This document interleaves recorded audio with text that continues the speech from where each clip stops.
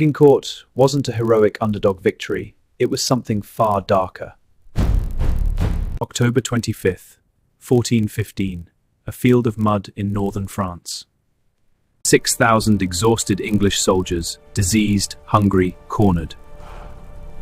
Facing up to 20,000 French troops, knights, nobles, heavy cavalry. History tells you the longbow won the battle. But that's not the whole truth. The rain the night before turned the battlefield into a trap.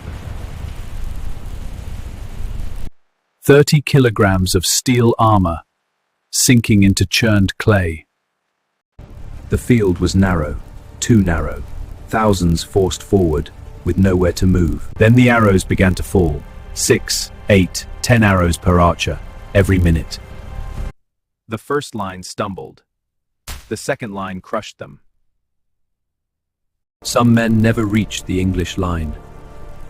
They drowned in mud. Pinned beneath armor, suffocating under the weight of other men. This wasn't chivalry, it was collapse. Within 3 hours, as many as 8,000 French were dead.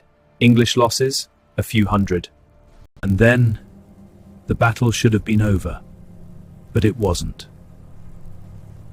Henry V gave an order. Kill the prisoners. His own chronicle admits it. The king ordered that the prisoners be slain. Between 1,500 and 2,200 captives were executed. After the fighting had stopped, centuries later, it became legend. We few, we happy few. But modern historians see something else. Terrain, panic, mass suffocation. Agincourt wasn't glory, it was survival, and survival rewrote the story.